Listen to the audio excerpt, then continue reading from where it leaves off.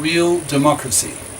The LDP, Japan's Liberal Democratic Party, is the country's largest and has been in power almost without interruption since the end of World War II. This is no democracy in the usual sense of the word. In a healthy democracy, at least two political parties alternate in exercising power, as the electorate throws out one party to allow the opposition to improve things. This does not happen in Japan. The Japanese are extremely conformist and conservative. They continue to re-elect the same old party year after year, decade after decade. This keeps the opposition parties inexperienced in government and hence creates a vicious circle. This is not good for the country. Japan has many faults, at least as seen through Western eyes, and definitely through my eyes, as I showed clearly, I hope, in Chapter 2. I really feel that the Japanese have a lot to learn from other cultures, especially from the more advanced Western countries, but that is not going to happen unless the Japanese can be exposed to these foreign ideas and alternative ways of doing things.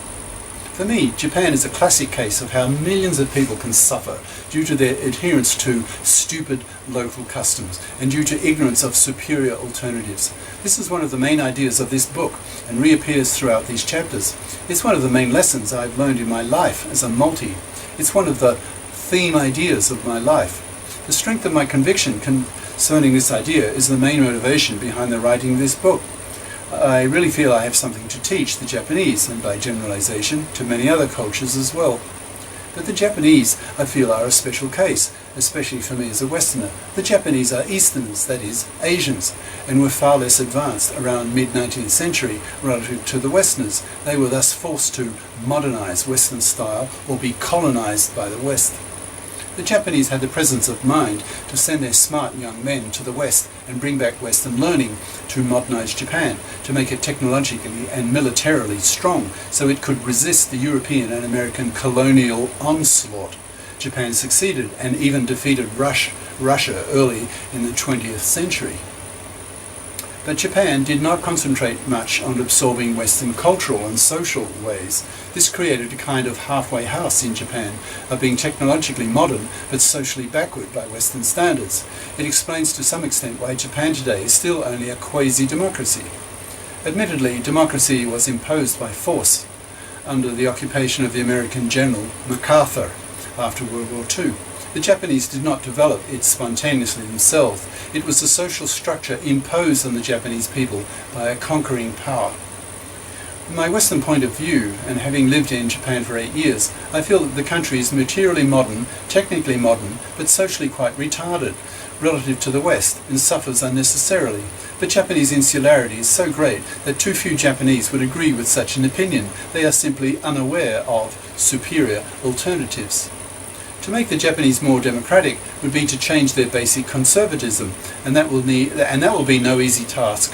Younger Japanese have grown up with wealth and are much more individualistic than their parents, and certainly their grandparents, and will hopefully be more inclined to be more critical, and hence more likely to throw out the LDP. With new blood in power, there should be a lot more social innovation, as fresh political minds bring in badly needed social reforms. Ad-libbing now, I've not kept too closely in contact, in touch with Japan in the last decade or so, but since I'm a masculist, men's libber, I'm very conscious of the rise of the so-called herbivore men in Japan. These are young men under 35. 2/3 of them now refuse to marry, refuse to have kids, and they spend their money on themselves doing what they want to do. So that's obviously a major rebellion against the traditional gender roles in Japan. In fact, they're leading the world in that way. America, for example, is about a decade behind the Japanese herbivore men. But America too now has about 2/3 of its young men refusing to marry, refusing to have kids, thanks to the takeover of the divorce courts by the feminazis, fluffy feminist hypocrites. Again, here is where Glow Media could play a major role, exposing millions of Japanese to alternative ideas, to how things are organized and how people feel about things in many other cultures, will have a revolutionary effect on Japanese minds. They will learn to question more, be less conformist, more individualistic and assertive. I see Glow Media having more of an impact on a country like Japan than most Western countries. The Japanese need it more. In a sense, the Chinese need it far more than Japan, but I have lower expectations of China. China is still third world, a truly backward nation in many respects, so inevitably I don't respect it as much as I do Japan. Because of that greater respect level, I expect more of Japan. I expect it to be not only a technically advanced nation, which it is, and in fact it is the world's leading nation in some respects, for example robotics, reliable cars, etc., but I expect it to be socially advanced as well, but it isn't. Its social level of development puts it several decades behind most Western countries, and that disappoints me. I expect that the huge impact of global media and other globalizing forces will cause the Japanese to open up their truly insular minds and force them to start thinking globally. This will be very much to their benefit. Sex roles. I started with considerable force in Chapter 2 that of all the 7 countries I've lived in, the relations between the sexes are worst in Japan. The two sexes live in different worlds. The women are not liberated in the Western sense. They do not have real careers of their own and remain largely financially dependent, parasitic, on their workaholic salaryman husbands. The husbands work long hours, come home after the children are asleep, and in time fall out of love with their wives and vice versa. There's a real emotional sexual poverty in Japan as a result. The so-called water trade, that is the sex industry, is larger than the national defense budget. This is tragic and stupid. What can be done? Changing sex roles is no easy task. Sex roles are deeply embedded in the life expectations of millions of people and are not easily modified, especially in a culture as conformist and as uncreative as groupist Japan. Japanese sex roles are many decades behind the West. The Japanese haven't even had their feminist revolution yet. Japanese women are still largely housewives or work part-time for paltry money with paltry skills. They thus rely on their husband's salary to live well. The husbands then bear the brunt of the burden of earning the family living. For Westerners, this is so old-fashioned. The West had its feminist revolution in the 70s and its masculinist revolution, at least in Europe, much less so in the US, the following decade. In Japan, it would be simply premature to push masculinist ideas, that is, that women should educate themselves to the limits of their ability and have careers so as not to parasite upon men's money. The masculinists cannot operate in a culture in which women don't have real careers. A prerequisite for masculinism in a country is that women are mostly careerists, so that men can afford to work less, earn less, and not be parasited upon by their economically useless wives. Japan is still to have its feminist revolution, let alone its masculinist revolution. As a former masculinist myself in Europe in the 1980s, I was appalled at the social backwardness of Japan's sex roles when I was living there. How to change sex roles? The answer is the same as to the previous questions, that is, by exposing the Japanese to alternative lifestyles, for example, through foreign movies, the internet, foreign travel, and especially in the future with glow media. If millions of young Japanese can chat readily with Westerners on the internet in the global language, then they will be influenced by the opinions of the Westerners, who are decades ahead of them regarding sex roles. The Japanese will then come to see their traditional sex roles as terribly restrictive and inferior and want to throw them off. As an example of this kind of thing in the previous generation, look at the way parentally arranged marriages have virtually died out once the Japanese became exposed to Western customs. Once Japanese become conscious of the level of emotional and sexual poverty they live in due to their ignorant adherence to outdated conservative sex roles, then they will throw them off and begin to lead happier lives the way millions of Westerners do. Most Westerners living in Japan I talked to about Japanese sex roles were appalled by the level of emotional poverty of the Japanese. Education, creativity, exams. Why do Western children not have the examination hell of Japanese children? Largely because as adults they'll be free to quit companies they don't like working for and not be afraid of not being hired again by another company. In Japan, there's still a strong tradition amongst the big companies that a true careerist marries the company for life, and that the managers of a big company will not want to hire someone who quit another big company because that person might do the same to their company. This attitude indirectly generates examination hell, because then if one is married for life to a single company, it is critical to get into that company at the beginning of one's career. The companies have quotas for the top university entrants, for example, preferably students from Tokyo University, Kyoto University, etc. So it's then critical to get into such universities. Top high schools get their graduates into the top universities, so it's critical to get into the top high school, etc. Right down the chain of logic to the top kindergartens. Such is the miserable life of Japan's children, caught up in an examination hell, learning a lot of useless knowledge and having their childhood ruined. What went wrong? Why does the West not have such problems? And how can the Japanese learn from the West to overcome such problems? I think the ultimate answer is that the Japanese learn to be more individualistic. That way, if they don't like a company, they can leave it and go to another company. If the majority of young people have this attitude, then the traditional managers of a big company will create a bad reputation for that company if word gets out that it will not hire people who have quit from their previous companies. A greater degree of assertiveness of Japan's young graduates should change things. When the conservative managers see that their company is getting a bad reputation for being conservative and that they are not attracting the top graduates as a result, then they will be forced to change their attitudes, or they risk themselves being fired or not getting promotions. Japan is rich enough to have lots of universities, unlike China, which also has an examination hell but of a different sort. In China's case, there are too few universities for millions of potential students. In practice, about half of China's college applicants fail the very tough nationwide university entrance exams. They are then doomed to a less affluent life. Young Japanese are heavily into Western music, movies, etc., and are being strongly influenced by Western values and are adopting them. This is making them much more individualistic, so it's probably only a question of a decade or more before the examination hell dissipates. Once graduates can change companies freely, as is in the case in the West, then, then it will not be so critical as to which company is there first. This will take the pressure off the high schoolers so that they do not need to study so hard, learning a lot of useless garbage for largely memory-based entrance exams. What about Japan's creativity problem? Japan has an awful reputation of being creatively sterile, of being a copycat culture. When I moved to China and started touristing a lot around the country, I was struck by how little was truly original of what I remember of Japan.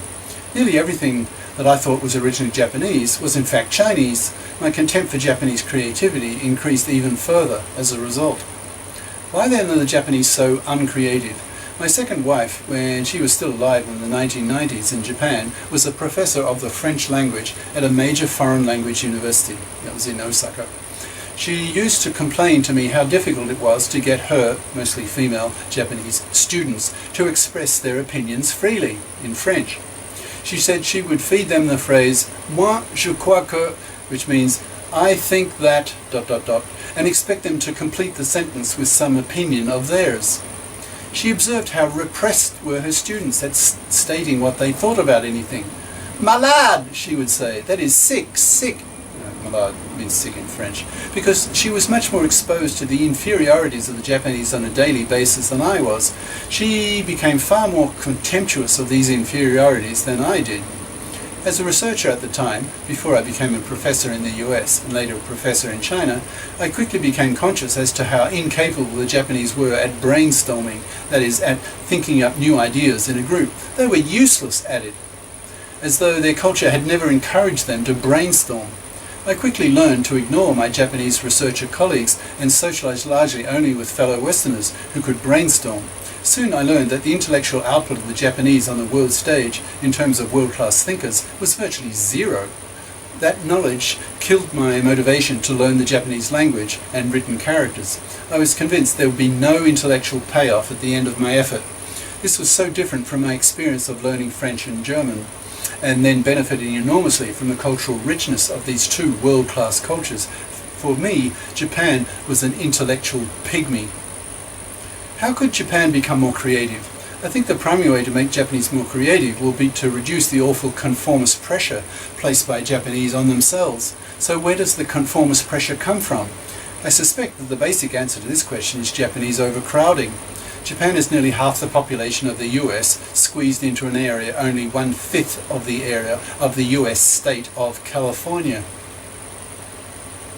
Hence the Japanese live like sardines and have done so for many centuries. They have learned to be extremely polite to each other of necessity, since if they were as free to be as critical of each other as our Westerners, then they would soon be at each other's throats, especially in three-generational family households. Also, Japan is extremely homogeneous, so everyone understands how everyone else thinks. So individual differences are more noticeable. In cultures that are more heterogeneous, it's easier to be more individualist. Personally, I take advantages of this greater freedom given to foreigners. I don't have to conform as much to group cultural norms. Oh, he's just a foreigner. He can't be expected to know the norms. Great, that suits me fine. I get to do what I want to do. To reduce the social pressure, there need to be fewer Japanese. In the 1930s, the Japanese tried to solve their Lebensraum, a German word for living space, problem by colonizing the Chinese. But with only a few million Japanese soldiers and 1 million Chinese villagers, that solution was doomed from the start. If the Japanese generals had not been so insular-minded and knew more about China, they would not have made such an elementary mistake. Now, there's a new solution. Japanese women are so appalled at the traditional housewife role that they are delaying significantly their marriages until their biological clocks are really starting to tick. That is, they are over 30 years old and their fertility is starting to drop. But that means that the number of children they will have before they become infertile will fall. As a result, Japan's population will fall by a sizable fraction in the next few decades. Good. Hopefully then, this drop in the population size will reduce the conformist pressure, so that it'll be easier for Japanese to be more individualistic, so that Japanese primary schools don't have to kill off the individualistic creative spark in their students. There's another solution that is helping, and that is earthquake-proof apartment blocks. What does that have to do with fostering a greater level of creativity amongst the Japanese? Japan lies on one of the most earthquake-prone regions of the planet, right over a major subduction zone of two major tectonic plates, that is the Asian plate and the Pacific plate. I felt mild and not so mild earth tremors every month or so when I lived in Japan.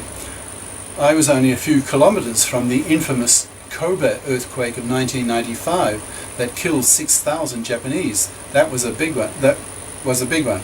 I was waiting for my apartment building to collapse, so heavy was the shaking, but it was modern and earthquake-proof, so I'm still here to write this book, but it was the most frightening 20 seconds of my life. By using earthquake-proofing techniques, Japanese apartment blocks can be built with many stories, high risers. The Japanese are now building up rather than out. There's no more out, only up. This gives space for Japanese children to have their own rooms and to be less subject to group pressure. Amongst the middle class now, it is the norm for children to have their own rooms. With millions of Japanese children having their own rooms, their own space, their own individuality, then in time that wave of individuality will ripple right through Japanese society as those children grow up and take positions of power in Japanese culture, changing it profoundly along the way. Living, for example, the Japanese herbivore, 2/3 of young men. Refusing to marry, refusing to have kids, spending the money on themselves. What a rebellion. In fact, they're the world leaders that way. Rabbit hutches. The Eurocrat, that is, a bureaucrat of the European community, who coined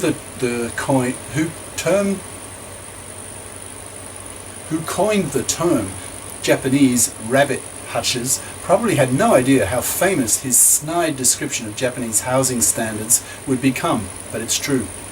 On my first day in Japan, I was stunned at how low standard the housing was, how poor for a so-called developed country.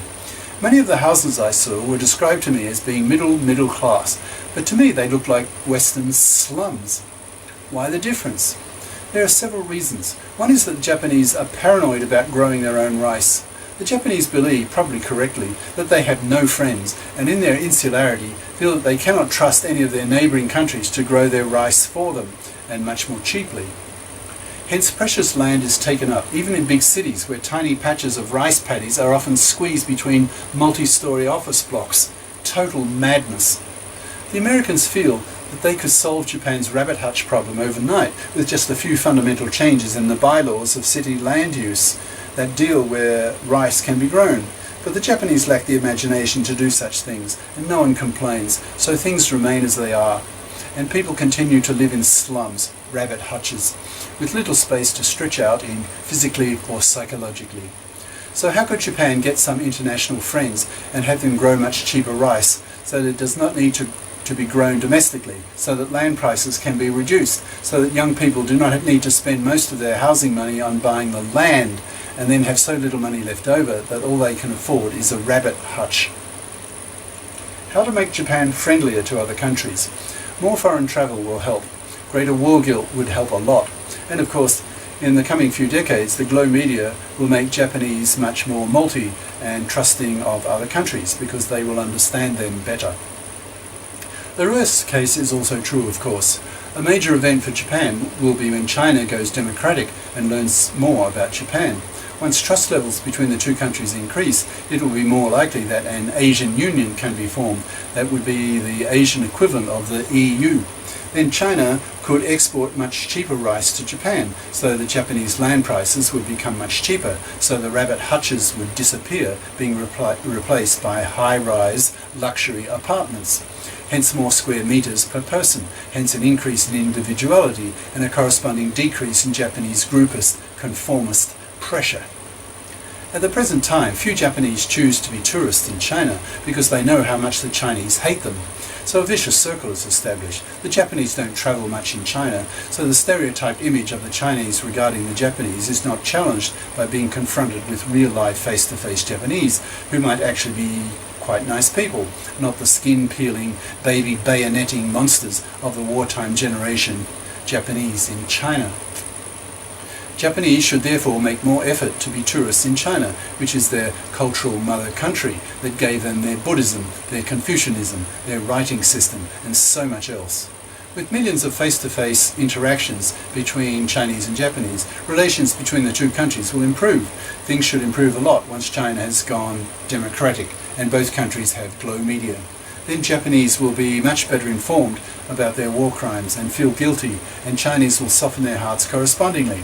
Then, with a much greater level of trust between the two peoples, an Asian Union can be formed as a stepping stone, like the EU, towards the creation of a global state. Minorities. The Japanese are notorious for treating their minorities badly. This may be due largely to Japanese ignorance of how it feels to be a foreigner. As more Japanese travel, they will learn from first-hand experience how it feels to be the odd one out. That is, to be a foreigner surrounded by multitudes of strange people. This should make them more sympathetic towards the minorities and hence treat them better. Having a glow media will only enhance this greater level of sympathy.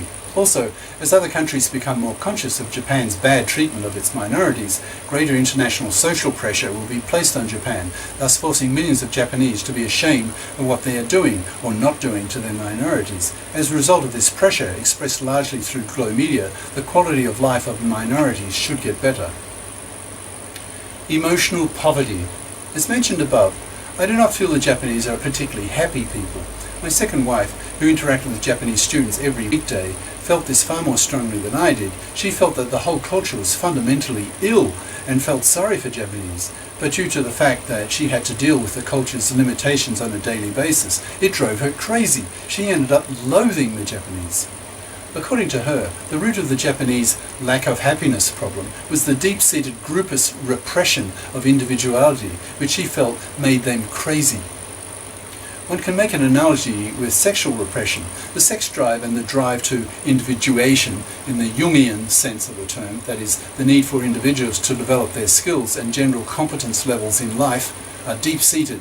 If either of them is thwarted, then people can become very unhappy. Each time I look at aged Roman Catholic priests, for example, they rarely seem to me to be happy people. Most of them look bitter, as though they've really missed out on something vital in life, which of course they have, namely sex, relationships, love, and children. These priests had brought into Roman Catholic brainwashing that it was a good thing. These priests had bought into Roman Catholic brainwashing that it was a good thing and essential that they be celibate, so that they could better dedicate their minds to their God. The reality, however, was that the opposite was true. These priests, especially the younger ones, spent so much of their mental energy repressing their sexuality that in fact they had less time for their God. As the world secularizes, especially in Europe, where this process is many decades ahead of the US, for example, the whole issue of celibacy is becoming so unpopular that the Roman Catholic Church is having great difficulty now in obtaining new recruits for the priesthood. The major obstacle to recruitment is celibacy, according to the opinions of young men. One can extrapolate the recruitment rate and hence predict roughly when the Roman Catholic Church in Rome will be forced to allow marriage of their priests. It will be either that or see the church become priestless and hence see it die. In the Japanese case, it's less clear to the Japanese just what the source of their malaise is. One needs to be a foreigner living in Japan to feel it consciously. A monocultured Japanese will probably not even be conscious of the malaise. He/she will express this malaise unconsciously in much the same way the aged priest expressed their deep-seated and probably unconscious resentment that they had missed out on something vital to their lives. How to get the Japanese to become conscious that there is a problem and to motivate them to change, to make themselves happier? Again, the answer is by exposure to the norms of other cultures, that is, by making Japanese into multis, by the powerful impact of glow media. The Japanese, especially young, impressionable Japanese, and in particular the youth, will be influenced strongly by the way dozens of other cultures live, because they will be able to see for themselves in vivid life-size 3D images the daily lives of dozens of alternative lifestyles, alternative cultures. They will be influenced by these and come to question strongly the limitations of their own, and then in time will rebel. Unfortunately, at the high school level, which is the traditional time for youths to rebel from the norms of their parents, it may already be too late. The real damage has already been done to primary school students when they are virtually carte blanche, clean slates to be written on. In conventional Japanese culture, it's quite normal for very small children to be given more freedom than would be normal in the West. The rationale behind this greater freedom is that my child will soon go to school and will be taught to be Japanese, meaning that the child will be taught to become a member of the group. That is, the child will have its individuality repressed and acquire a cookie-cutter personality. From a Westerner's viewpoint, the social conditioning of the primary school is a sustained brainwashing of the children to conform to group norms, to learn to feel happy by being accepted by the group, and suppressing their own individual needs if they conflict with the norms of the group. With such a conditioning, the group members will feel threatened by any individualistic behaviour of a group member and apply strong conformist pressure on the deviant to get back into line. This often takes the form of bullying. After a childhood of such conformist, groupist brainwashing, millions of Japanese children grow up into creatively stunted and poorly individuated adults with conformist personalities that is all coming out of the same mould, hence the above term, cookie-cutter personality. But most Japanese are unaware that there is a problem. They are so extremely monocultured that they have absolutely no intercultural basis for comparison with which to be able to view themselves from outside, so to speak. But by using the glow media to multiculturalize themselves, they will become able to view their own behavior from outside. When millions of people do this, then pressure will mount from young parents not to kill their children's individuality. So that schools and the education ministry, Mambusho, will have to listen, otherwise there will be mass revolt by the parents and the youth. Today, Japan has the planet's worst bullying problem. The frequency of bullying in Japan's schools is appalling. Where does this come from? Obviously the children are feeling very pressured. Part of this pressure comes from the examination hell discussed earlier. Part of it comes from the conformist pressure. Both need to be gotten rid of. Western countries have a much lower incidence of bullying because the pressure on Western children is less. They are much more individualized and so feel freer. They are not brainwashed to conform to a Japanese cookie-cutter norm, so do not feel threatened by the expression of individuality by other children. Hence are less motivated to force other children to conform, that is, they bully less. Overcoming Japan's bullying problem needs a two-prong attack. One is to rid the country of the examination hell, which is utterly redundant, and the other is to foster individuation a lot more in Japanese culture. The latter will be possible with high-rise apartments and greater living space for children with their own rooms, as discussed earlier. Corrupt. Japan is incredibly corrupt. When I was living in Japan in the 1990s, and in those days I read a daily newspaper, which I no longer do, relying nowadays on my laptop and Wi-Fi for my world news, a day did not go by without some newspaper report of some scandal going on somewhere. Japan is a conformist culture, so people have difficulty asserting themselves, particularly against group norms. It's therefore difficult for Japanese to be whistleblowers, that is, people who raise the alarm and report on cheating and corruption. As a result, a lot of it goes on and few people complain. Obviously many do, otherwise the many cases would not get into the newspapers and other media, but nevertheless the general corruption level is much higher than in the West, but far less than in China, a topic I will talk about later. Japan is a culture of few lawyers. Japanese sue each other far less frequently than in the US, which is probably the other extreme by world standards. In a passive, non-litigious culture, people feel